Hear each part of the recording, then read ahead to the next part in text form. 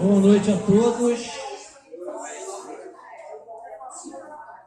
Nesse momento, então, vamos acalmar nossos corações. Sejam todos bem-vindos à nossa casa espírita para mais uma noite de atividades na seara do Mestre. Pedimos, como de praxe, que a gente desligue os celulares, o verbo desligar, porque agora, nesse momento, o importante é que a gente esteja em sintonia com todas as palavras, as preces, os ensinamentos que vão ser aplicados aqui hoje. Então, que a gente possa procurar entrar em sintonia com a espiritualidade superior, tá? Que a gente não procure o máximo não desviar o nosso pensamento, A gente vem de um dia puxado, com esse calor, o desconforto, para que nesse momento, quando a gente chega à casa espírita, a gente possa se sentar, ter aqueles minutos, aquelas horinhas de reflexão, de atenção. Então a gente pede que desliguemos os celulares, tá? E também para todos aqueles que estão vindo, que não tem carona, que estão a pé, a gente sabe que aqui é um local difícil para a condução de ônibus, então quem puder oferecer a carona solidária, tá? Puder oferecer para as pessoas também é bem-vindo, tá? Todos aqueles que já são amigos da casa aqui presentes e aqueles que estão vindo a primeira vez, sejam todos bem-vindos para mais uma noite, tá? De estudos, e que a espiritualidade está sempre acompanhando nossos protetores, nossos guias, a palavra do Mestre, tá? Então que a gente possa nesse momento respirar, relaxar, para mais uma noite proveitosa como vai ser a de hoje, tá? A nossa leitura é do livro Reflexões, é um livro psicografado, e essa mensagem é maravilhosa para que a gente possa refletir bastante. O ter e o ser, 2 palavras, 3 letras cada, porém com significados tão diferentes. O ter, quando você for, fica aqui. O ser, quando você for, vai com você. E é isso que vai determinar seu futuro. Quanta energia desperdiçada no ter, que quando direcionada para o ser, poderia levar os irmãos a grandes transformações. Quando irão enxergar que é um ser que nos leva ao ter? Ter paz, ter amor, ter paciência, ter compaixão, ter misericórdia, ter compreensão da vida e das pessoas. Precisamos sair do ter para o ser, se quisermos realmente nos reformar nessa hora de grandes transformações. Temos que nos abrir para uma realidade maior, sairmos do nosso mundinho sem medo de nos machucar, pois é caindo que levantamos mais fortalecidos. O trabalho a todos espera. Precisamos de todos que quiserem se colocar à disposição com o coração aberto para ajudar ao próximo, sem preconceito, sabendo que os mais ajudados são os próprios trabalhadores, pois são os mais necessitados e compromissados. Portanto, mãos à obra, sem escolher tarefas, simplesmente se colocando à disposição. A oportunidade do trabalho é essa.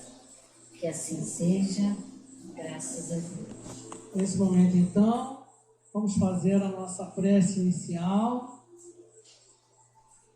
Senhor Deus, nosso Pai maior, Jesus, divino e amado Mestre, cá estamos reunidos em mais uma noite de estudos, de atividades em nossa casa, e contamos com vossa presença, da espiritualidade superior, dos nossos mentores, para que essa noite possa ser de muito ensinamento, e que esses ensinamentos nos auxiliem na nossa jornada, na nossa caminhada, nos nossos afazeres, reforçando a nossa fé, trazendo a esperança, a paz e o amor, hoje e sempre, Fica conosco, Senhor. Que assim seja, graças a Deus. Então, hoje, com muita alegria aqui na casa, a gente recebe nosso irmão, nosso amigo, Dr. José Henrique, tá? Um parceiraço nosso. E o tema da noite de hoje, a ausência do perdão na gênese das enfermidades. Dr. José Henrique, seja bem-vindo. Então, companheiros, uma boa noite a todos. Sempre bom estarmos aqui reunidos e certamente dentro do mesmo objetivo, que é congregarmos valores. Eu sempre digo que o outro sempre é o complemento, assim como somos complemento do outro. É através da complementaridade que vamos evoluindo, vamos crescendo, vamos trocando. Pois a unilateralidade é um sintoma de egoísmo, de arrogância e de prepotência. E a nossa irmã fez uma leitura, para variar, que me tocou muito, porque eu gosto muito de falar desse eu sou. E o único que teve a autoridade e a austeridade moral de dizer que eu sou foi o Cristo. Nós não somos ainda. Porque o eu sou é o arquétipo, ou seja, o modelo da síntese. Quando estaremos integrados decisivamente em todos os valores morais que são as leis do Pai. Por isso eu disse, e repito, eu acho que vocês já escutaram, que Jesus nunca disse, eu tenho a verdade. Porque se ele dissesse, eu tenho a verdade, a Clélia ia dizer, eu também tenho a verdade. Nosso amigo Carlos ia dizer, eu tenho a verdade. E olhem, tudo isto que eu estou falando é fruto dos conflitos. O que são as guerras, se não cada um advogar a verdade? Seja em Israel, seja na Rússia, seja na Ucrânia, cada um tem a sua verdade. Então Jesus nunca disse, eu tenho a verdade. Ele disse, eu sou a verdade. Acabou aí. Não tem o que contestar. Então ainda buscamos o ter. São os desejos. Em verdade ainda estamos. Estamos no planeta de provas e expiações. Estamos na imperfeição. Estamos nos sentimentos indignos. Estamos ainda desequilibrados. Tudo é o estamos. E eu preciso, e todos nós precisamos, reconhecer o estar.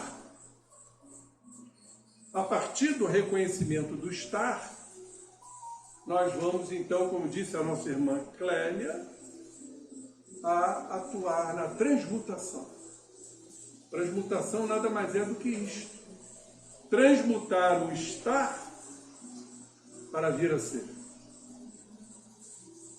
Claro que vamos precisar de, sei lá, milenares encarnações para um dia podermos chegar como Jesus e dizer, eu sou. Eu não mais estou. Vejam que maravilha isso. E a humildade, ela é fundamental no sentido de nos compreendermos. Eu estou na raiva, eu estou na impaciência, eu estou na intolerância, eu estou na inveja, eu estou no ódio. Qual o problema? O problema é não reconhecer isso, porque tudo isso continuará em nós e mais. Tudo isto vai se hipertrofiar cada vez mais. E será, pergunto eu, se não está aí as causas das nossas doenças? Com certeza. Os espíritos dizem que não existem as doenças, existem os doentes. A gente só adoece porque somos doentes em espírito. Com todos esses apanágios, essas particularidades aqui citadas. E uma delas, para as nossas reflexões na apresentação de hoje, é a ausência do perdão na gênese das enfermidades. Bom, em princípio, vamos lembrar uma frase do criador do para-raios, Benjamin Franklin. Estudamos isso no colégio, né? Ele dizia o seguinte: as 3 coisas mais difíceis. A primeira delas é guardar um segredo. Como é difícil isso, né? A nossa língua formiga. Nossa língua, ela não para. Dizem, é o chicote do corpo. A gente quer falar. E muitas vezes na fala a gente quer acusar, quer agredir, quer se sentir superior, quer humilhar o outro. É muito difícil guardar um segredo. A segunda coisa mais difícil é aproveitar o tempo. Oh, meu Deus! Como há desperdício do tempo. Como perdemos tempo com futilidades, frivolidades, descabimentos. Como perdemos tempo? E Benjamin Franklin cita, em terceiro lugar, não que isso seja em ordem de peso, mas é perdoar. A gente diz da boca para fora, né? Eu perdoo. Não perdoamos ainda não. Porque ainda não mobilizamos as energias para o legítimo perdão que está ainda muito distante. Querem um exemplo? A gente se irrita com as mínimas coisas. Principalmente quando somos contrariados nos nossos objetivos. Aí sentimos raiva, mágoa, ressentimento. Vamos falar um pouquinho sobre isto. O que é ressentimento? O nome já está a dizer ressentir. Sentir novamente. Então, com isso, nós vamos promovendo no nosso corpo alterações hormonais, enzimáticas, bioquímicas, impressionantes. Quaisquer situações dessas já abaixa a nossa imunidade. Aí vem uma gripe, vem um dengue, vem Covid, e a gente corre, claro, respeitando as orientações médicas, para o consultório médico, para as vacinas. Mas é isso o suficiente? Essa doença não pode retornar? Ou outras mais não podem surgir? Num processo claro e insofismável de deslocamento de enfermidades? Sai de uma infecção, entra em outra. Sai de outra, entra em outra. E isso eu estou me referindo às enfermidades físicas. Surge repentinamente um diabetes. Ah, não tenho familiar hipertenso. Torno-me hipertenso. E por aí vai. E as enfermidades mentais? Ora, vigentes. Eu estava lendo hoje, recebi canais de informação, e eu fui pesquisar uma doença que eu não conhecia. Como é que elas estão surgindo abundantemente no nosso meio? Síndrome da alimentação restritiva. Uma menina de 17 anos que só consegue se alimentar com 3 alimentos.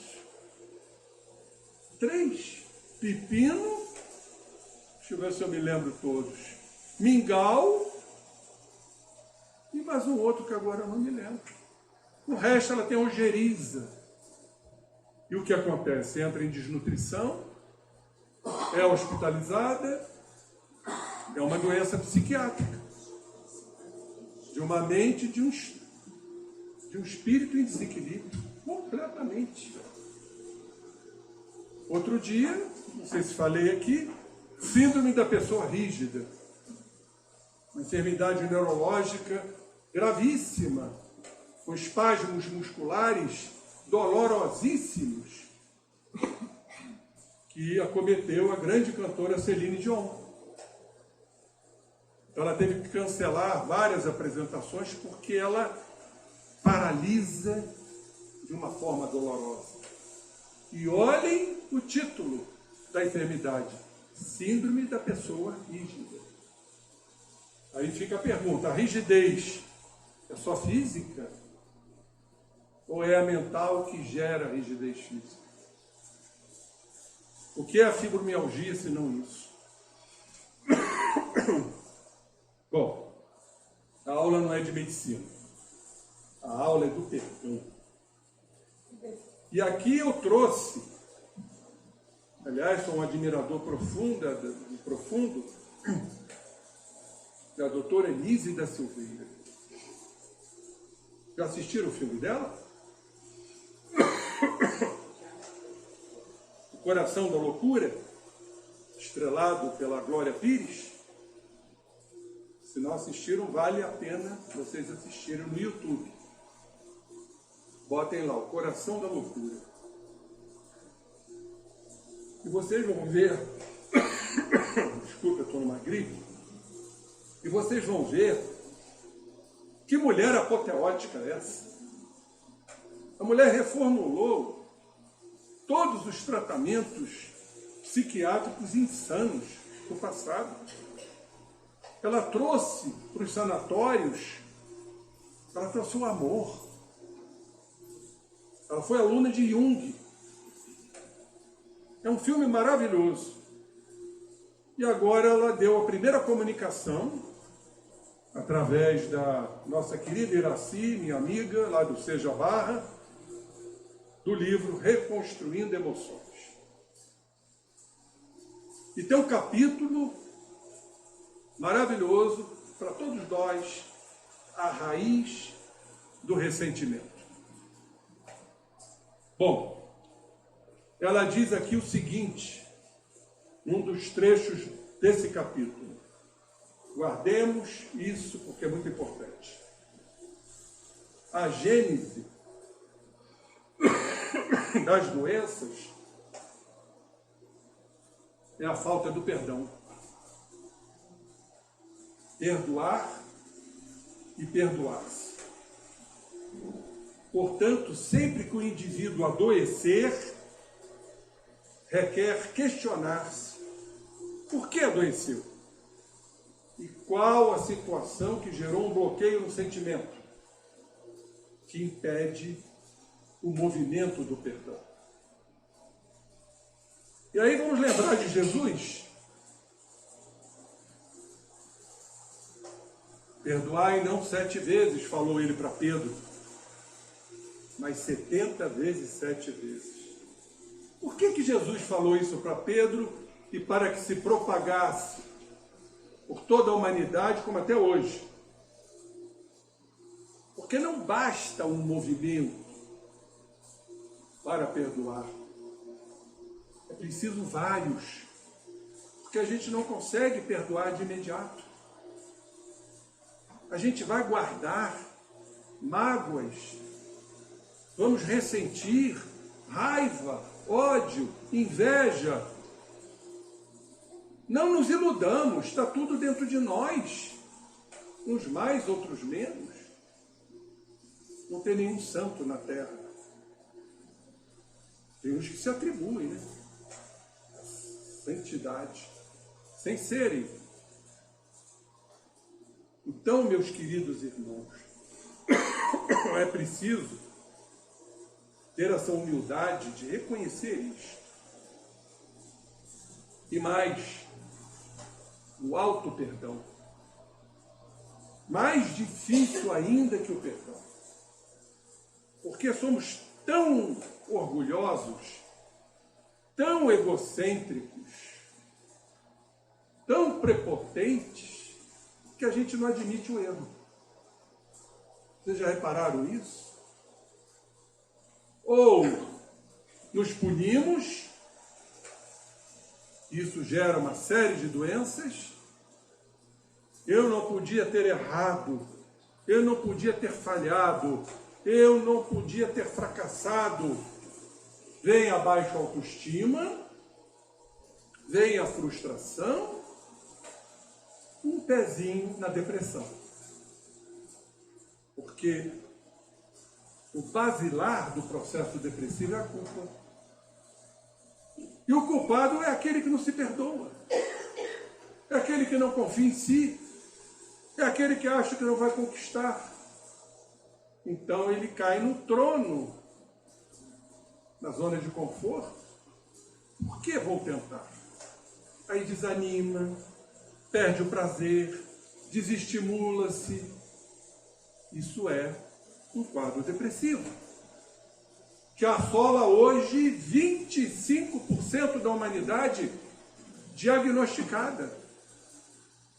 Vocês sabem o que isso representa? 1/4 da humanidade. E isso a gente faz um link com suicídio, onde cada 40 segundos alguém está se matando no planeta, e eu pergunto por quê?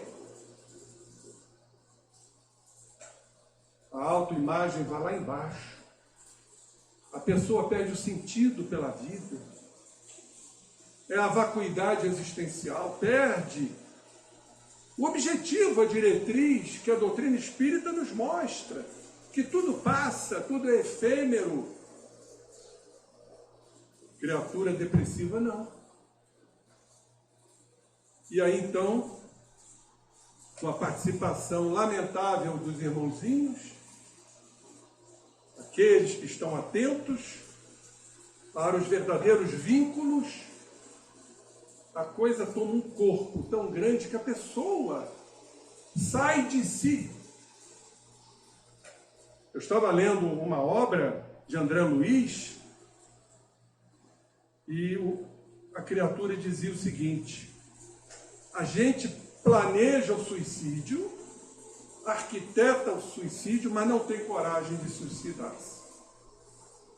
Aqueles que assim o fazem são cometidos por um processo chamado de delírio psíquico. O que é um delírio? Delírio é a falta da realidade. Acredita que aquilo é certo, que aquilo é a única meta. E aí a gente traça um paralelo com a doutrina espírita. Como é que chamamos isso? Fascinação espiritual. O suicida ele é fascinado para crer que aquela é a única solução. Aí nós vamos lá nas raízes. Porque não se perdoa, porque tem um orgulho hipertrofiado, em que não admite a falha, o erro, o fracasso. O orgulho. Então, ou ele suicida-se, ou ele se autopune de uma outra forma, criando, por exemplo, anticorpos contra si mesmo. E aí abre-se essa gama imensa de patologias autoimunes, que é o que a gente mais vê hoje. Criando anticorpos no processo de autodestruição. Então falta esse sentimento, que, como diz a doutora Nise, é a gênese das doenças.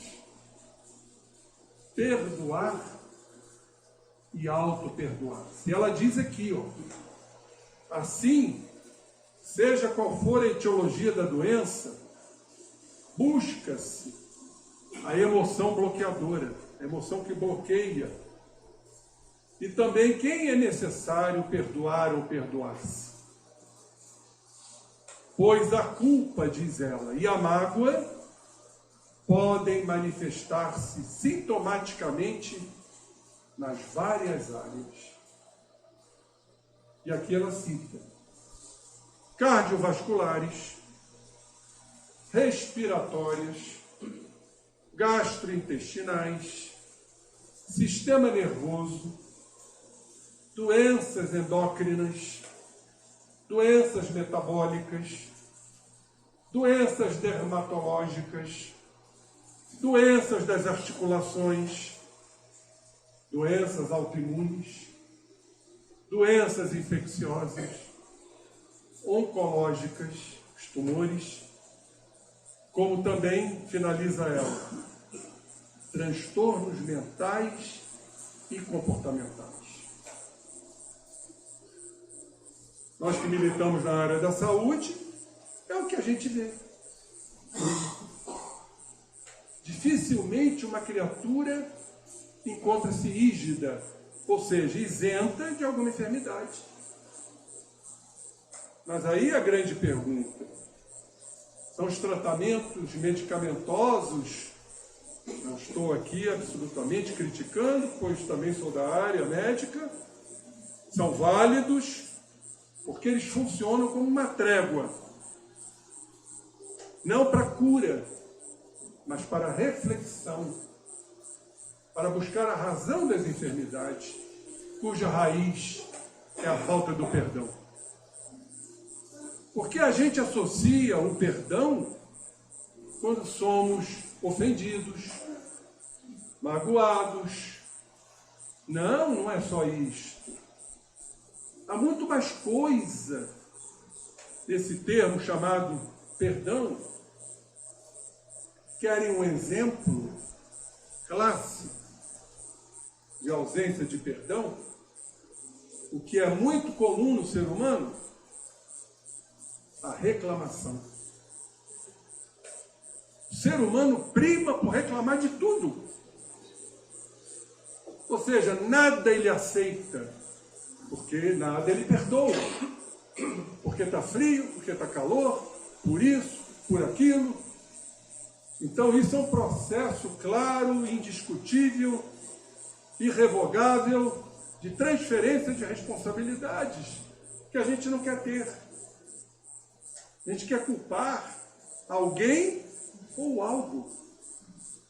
E isso promove uma desestruturação psicológica e física, por faltar o perdão.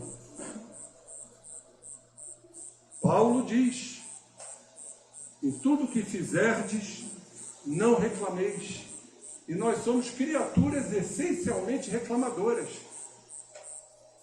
E por trás da reclamação, a injúria, a crítica, a acusação. E achamos que com isso estamos nos eximindo de responsabilidade. Pois há por trás de todo este processo, analisando a alma profundamente, um sentimento que acompanha tudo isto. Quando não perdoamos, quando nos irritamos com a postura de algo ou de alguém, chama-se sentimento de vingança. Ah, mas eu não sou nem vingativo. Será? As pessoas querem sempre se justificar de alguma forma. Somos sim. Muitos, para não dizer a grande maioria, se satisfazem com o infortúnio daquele que nos ofendeu, que nos magoou, que nos contrariou, que nos irritou. Ah, o espírita não. O espírita é excludente. Pois é. O espírita sabe como é que ele se vinga? Está vendo? Lei de causa e efeito. Dá aquele sorrisinho no canto da boca. Ou então a gente usa um outro castigo, vem a cavalo.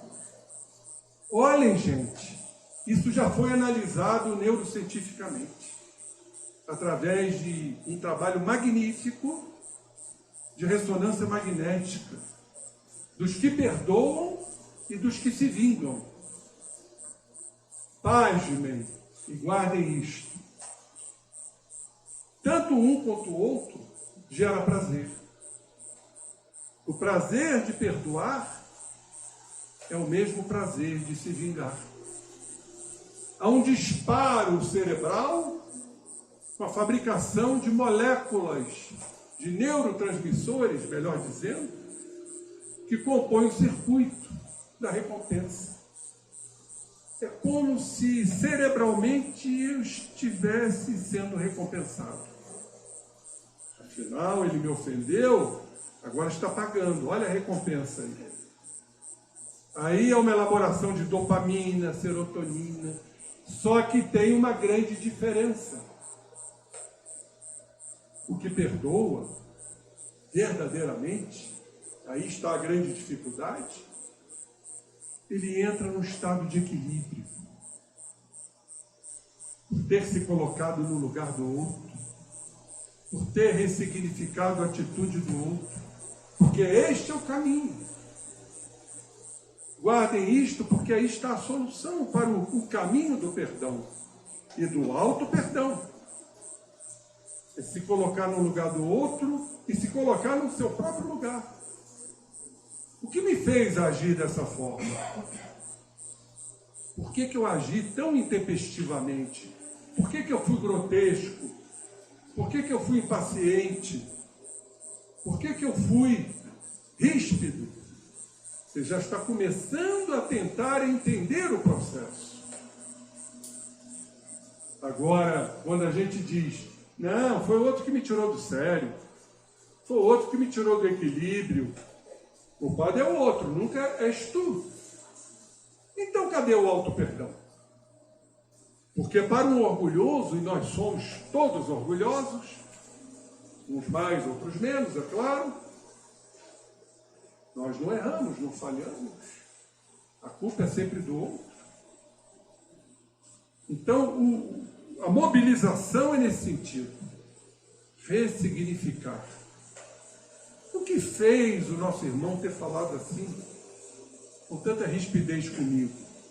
Eu estou procurando entender a razão, o motivo dele.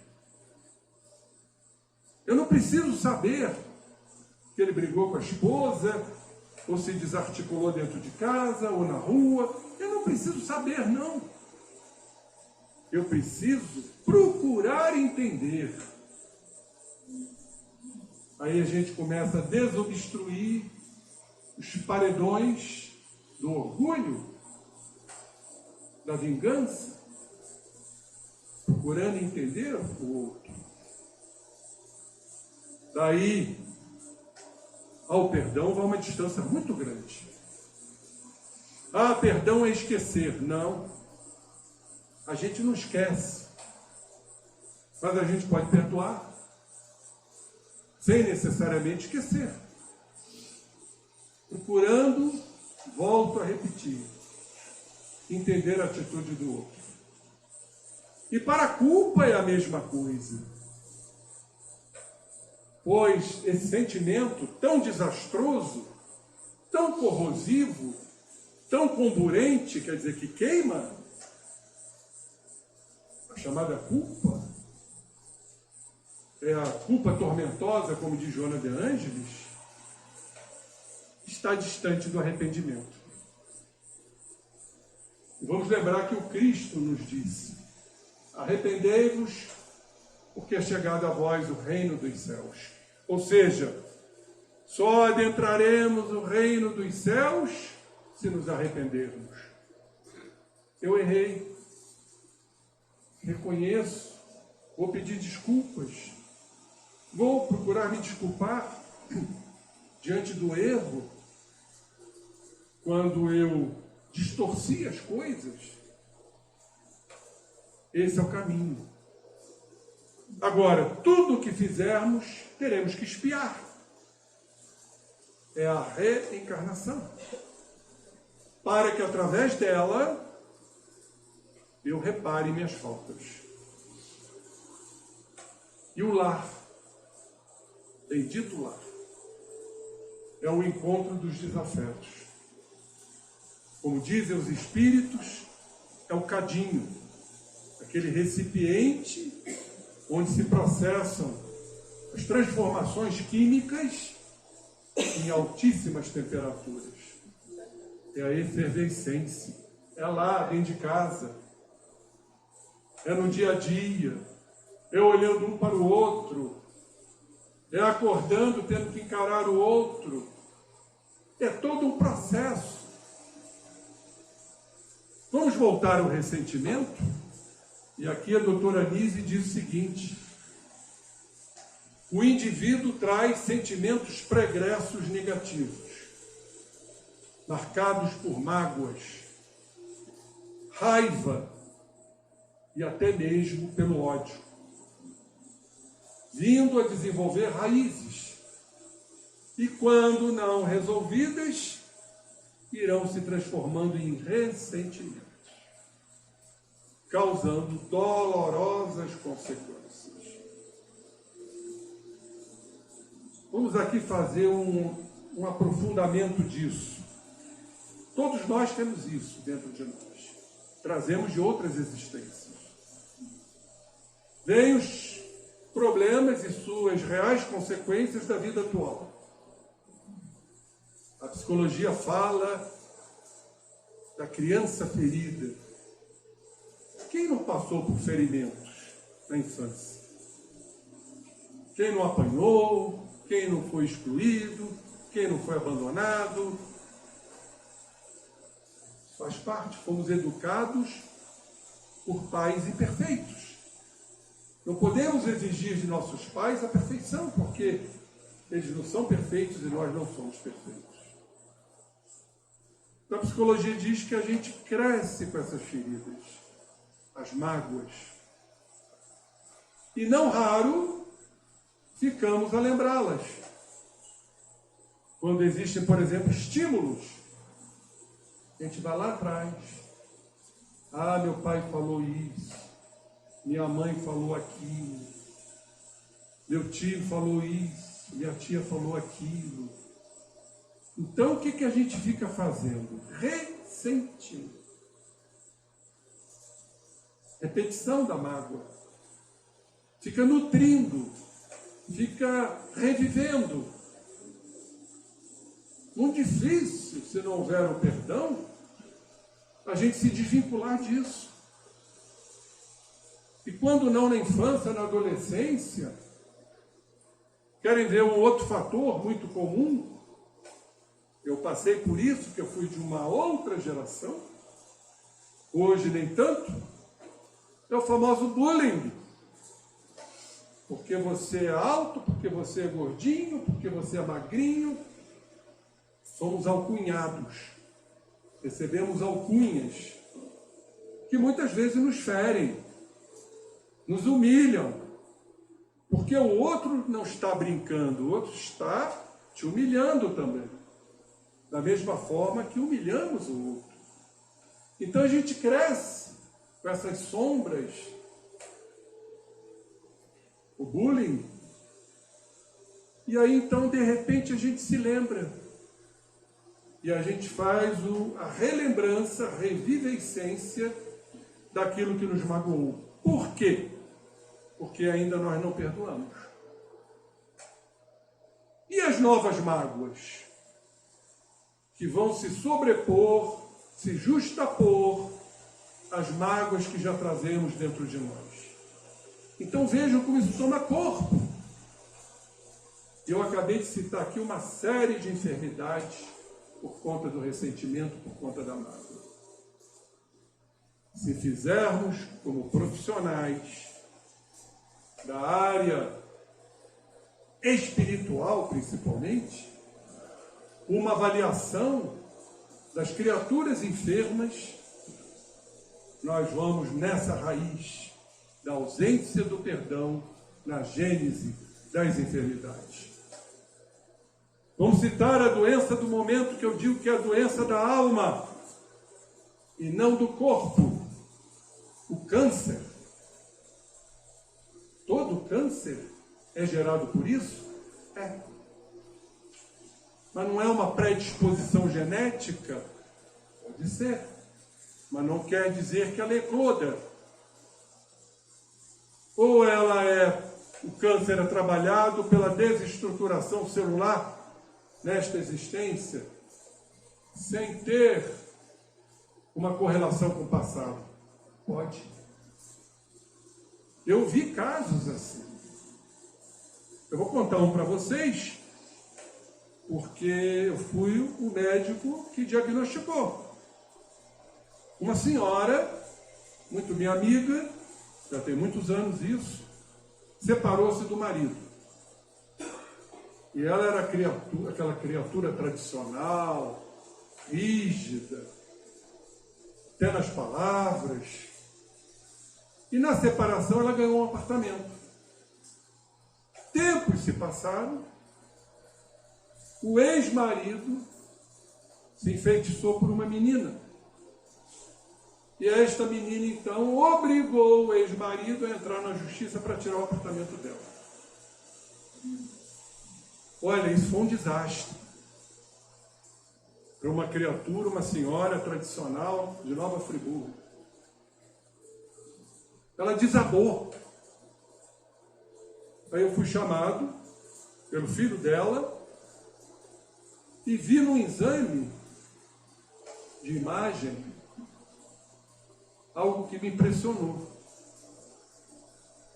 Um fígado palpável aqui embaixo, um câncer fulminante. Depois descobrimos que era um câncer de pâncreas com metástase para o fígado. E aí ele me contou essa história.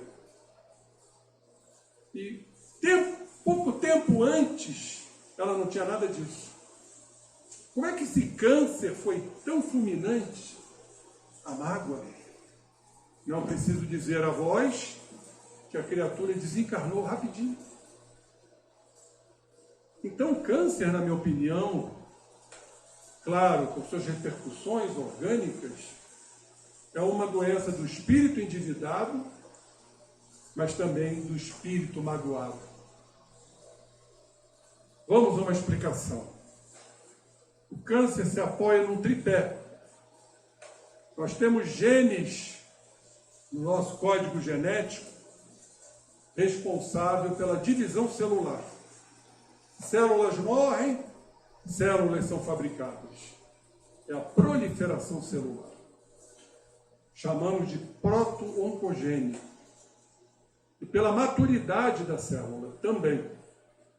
Nós temos um segundo gene que coíbe o desenvolvimento rápido disso que pode gerar um tumor. Então nós temos um sistema de defesa. Chama-se o gene repressor, que reprime a proliferação desembestada de uma divisão celular.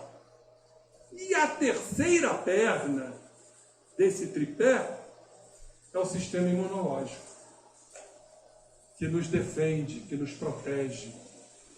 Então a criatura muitas vezes pode começar a proliferar célula, aí vem o gene repressor e bloqueia, ou vem o sistema imunológico forte e te protege. Sabe por quê? Porque você já está pensando no perdão. Olhem a importância disso. E nós sabemos que o sistema imunológico está intimamente ligado aos nossos estados emocionais.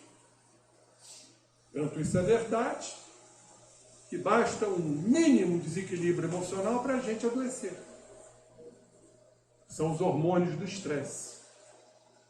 Entra o cortisol, a adrenalina, a gente adoece. Qual a importância de estarmos falando sobre tudo isso? A importância de reconhecermos é fundamental. A autoobservação vai ser de grande valia. E mais, nós baixamos o padrão vibratório, entramos num termo chamado disfuncionalidade, entramos em disfunção tudo surge, tudo eclode. E nessa disfuncionalidade, atraímos espíritos da mesma ordem, da mesma faixa, os chamados processos obsessivos. Um simples desequilíbrio, uma irritação, nós atraímos, é energia. É a lei física de atração, lei de atração e lei de repulsão. Ou atraímos ou repelimos. Qual vai ser a nossa escolha? Quando a gente vai lá no livro Ação e Reação, da Escola dos Vingadores, Leonel diz: estamos atentos aos encarnados, ao desejo central dele, ao reflexo dominante da sua personalidade, ao seu tema básico. Qual é o desejo do magoado em linhas gerais? Se vingar. Então, quando eu disse que há um trabalho neurocientífico muito interessante feito na Itália, em que o prazer é o mesmo em perdoar e se vingar, uma grande diferença.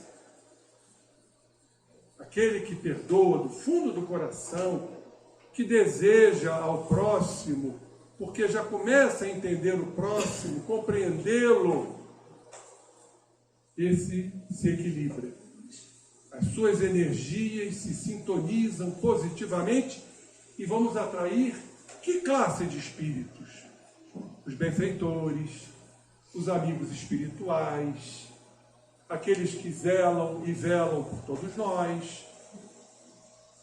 Agora, quando o sentimento de vingança fica dentro de nós, aguardando ansiosamente uma oportunidade, aí passamos uma existência sob o domínio da ansiedade. De ver a desventura daquele que muitas vezes não te agrediu, apenas fez uma observação para te alertar, mas o nosso orgulho é tão grande que a gente fica enceguecidos, porque não admitimos a contrariedade, a observação, reagimos a ela. A mágoa, queridos irmãos, diz a doutora Nise, acontece cotidianamente entre todas as pessoas. Não há um dia que a gente não se magoe. Não há um dia que a gente deixe de reclamar. A gente não está acostumado à negativa, ao não. Tudo tem que ser do nosso jeito, da nossa forma. Tudo tem que girar em torno de nós. Olhem a nossa presunção. O mundo tem que se acomodar ao meu modo de ser e não eu ao mundo.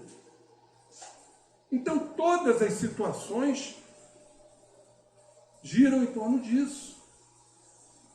Às vezes até vendo televisão. A gente se magoa por um problema do outro, porque no fundo é a nossa mágoa, que é estimulada por uma situação externa. A gente passa a ter raiva vendo uma televisão, passa sem querer a desejar mal àquele que cometeu um desatino. Então, acontece cotidianamente, não sendo um indivíduo estático, porque estamos num devido processo de desenvolvimento moral. E diz ela aqui que é normal magoar-se. Ninguém consegue passar sem se magoar. Quando alguém lhe causa algum tipo de sofrimento. Mas temos que entender que essa mágoa está em nós. E vamos nos lembrar dela daqui a pouco, ou daqui a alguns dias, ou daqui a alguns meses. Mas as mágoas que trazemos desta e de outras existências, foi uma pequena advertência, mas a gente reage mal. como também sentir culpa quando a gente erra, quando a gente cria uma série de problemas para o outro. Tudo bem que são, às vezes, pequenas situações passageiras que fazem parte do desenvolvimento. E aí, a conformidade. Ela pode ser menor ou maior em relação à falta cometida. E da capacidade do indivíduo de perdoar. E vamos de novo às orientações oriundas dos Espíritos. Como perdoar? Como é difícil isso. Benjamin Franklin falou sobre isso. Procurando racionalmente, já temos essa capacidade, e não nos fecharmos num escudo protetor, que a gente pensa que está nos protegendo, ou arquitetar uma vingança que pode ocorrer no final da existência. Não. Vamos abrir nossas mentes. O que fez meu irmão para tomar essa atitude? Isso é de fundamental importância na capacidade de perdoar. Como disse, eu não preciso entender a razão e o motivo, o desequilíbrio do irmão. Mas o simples fato de eu raciocinar desta forma, eu já estou fenestrando. Fenestrar é abrir as janelas do perdão. Por isso que Jesus disse, 70 vezes 7 vezes. A cada ofensa, a cada mágoa, vamos mobilizar essas energias. A capacidade de perdoar, de compreender, superando num tempo curto. Às vezes vamos levar horas, às vezes vamos levar dias, de repente vamos necessitar de mais tempo, até anos, até mesmo toda uma vida, ou como diz Anise, ou outras vidas ainda. Agora, por que adiarmos? Sabendo disso tudo, será que esse projeto já não implicará em nós um grau de estabilidade que a gente nem imagina? Estabilidade física e mental, espiritual, um bem-estar, uma alegria. Não é nenhum desdouro, nenhum demérito perdoarmos aquele que nos agrediu. A culpa não é nossa, é dele. Ele que vai ter que responder por isso. É lei de causa e efeito, da qual todos estamos inseridos. Circunstâncias lamentáveis se desenrolam, onde a ofensa ou a culpa encontram-se perante maior gravidade. E o indivíduo, diante da gravidade, ele não tem estrutura para suportar. É o que acontece com muita frequência. Nós desabamos, nos desestruturamos diante de uma ofensa, diante de uma agressão, de uma palavra de baixo calão.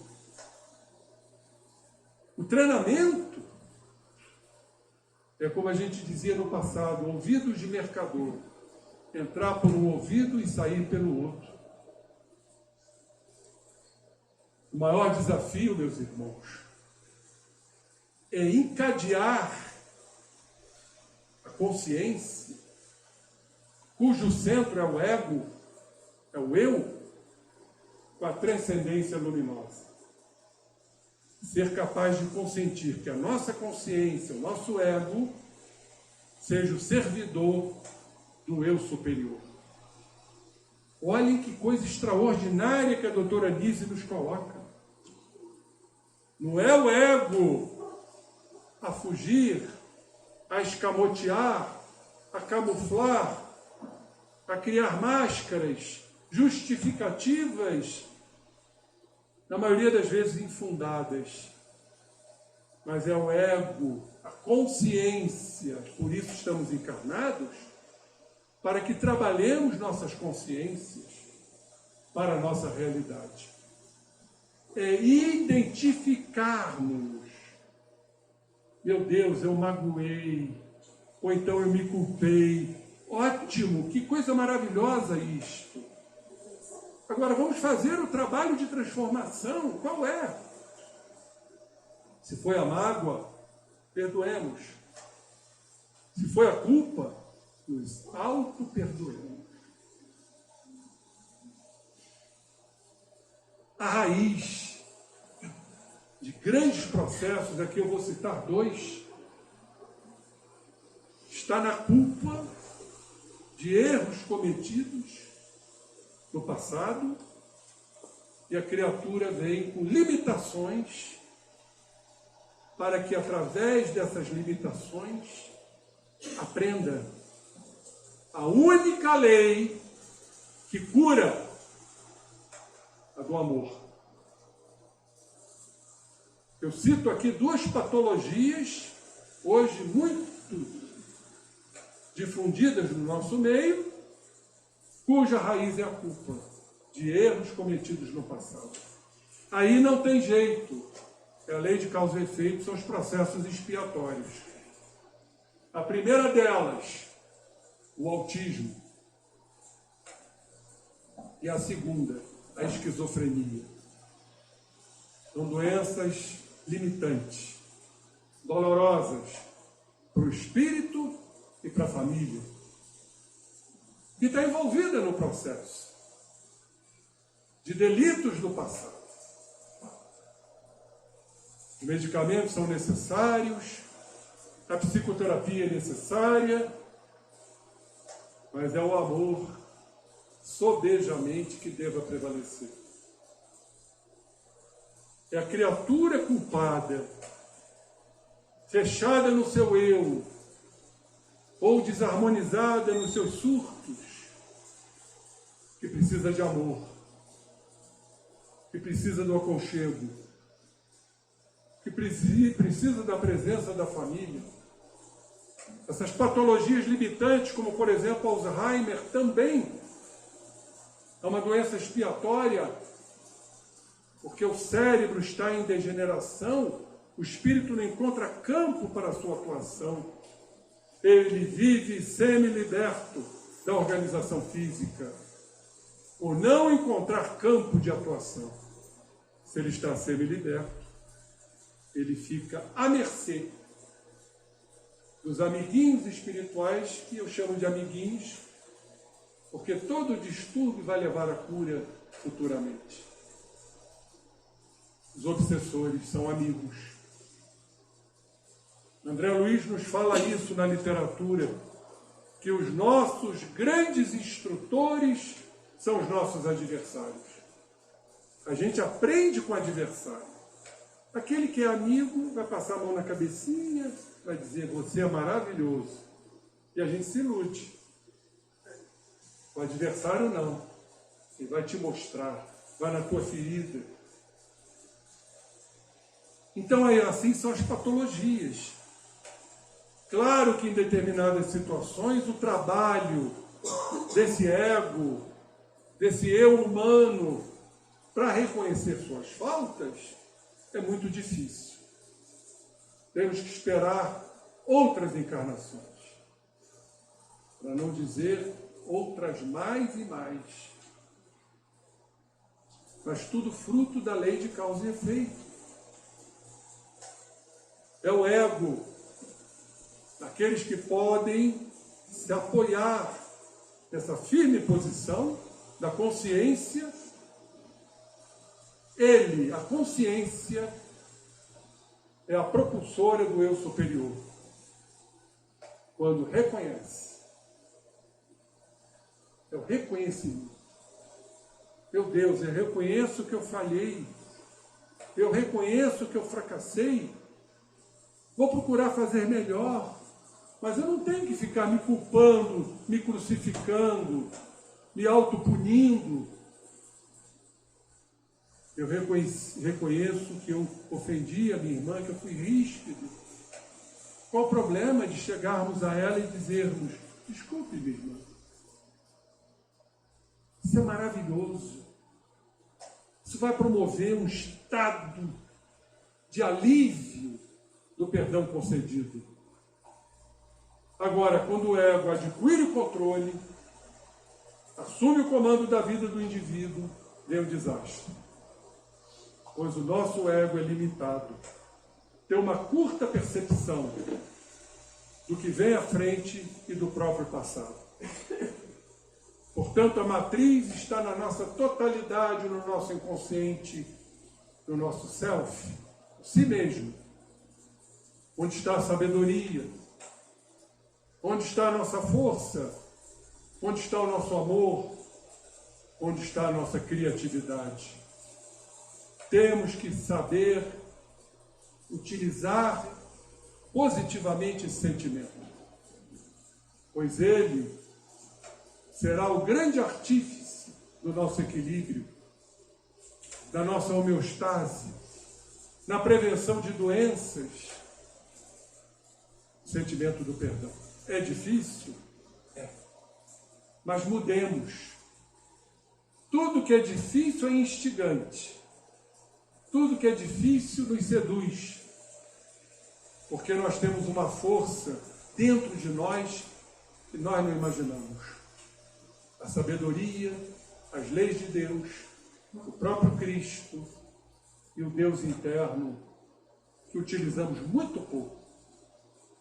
Por isso ele disse: perdoai não 7 vezes, mas 70 vezes 7 vezes.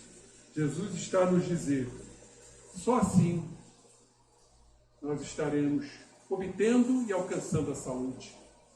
Mas não a saúde só física, a saúde mental, espiritual e uma paz que nunca tivemos. A paz do dever, da busca realizada, dos objetivos maiores. A paz que nos envolve, a paz que nos embriaga, a paz que nos faz dizer: ó Pai, a Ti eu entrego o meu espírito. Por isso que Jesus, aonde ia, com muita sabedoria, ele nos dizia: que a paz esteja convosco, e que a paz esteja com todos vós e comigo também. Graças a Deus. Vamos nos preparar então para a prece final que será feita pelo irmão Zen. Aproveitemos este momento de arrebatamento espiritual, onde todos nós estamos desligados do corpo físico, um estado de semi-libertação, para comungarmos melhor com o nosso Mestre Jesus, que se encontra aqui, pois ele nos disse: quando 2 ou mais pessoas estiverem reunidas em meu nome, lá eu estarei. Então vamos mentalmente nos ajoelhar em sinal de gratidão, para estendermos nossas mãos e recebermos de Jesus todo o seu amor, toda a sua energia divina,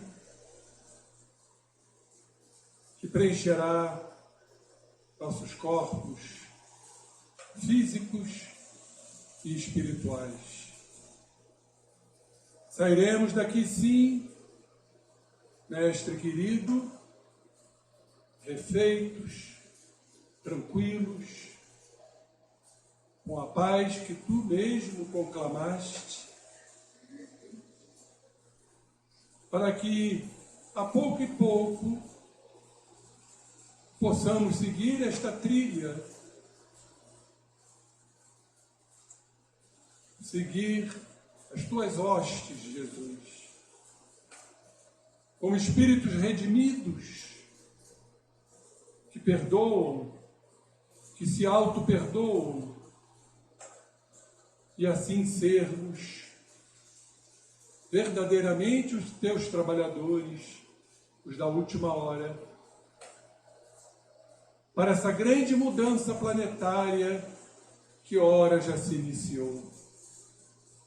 Somos, sim, Jesus, os teus soldados, mas os soldados do amor e não da violência. Os soldados que compartilharão a paz, a harmonia e o amor que tu nos deixaste como legado,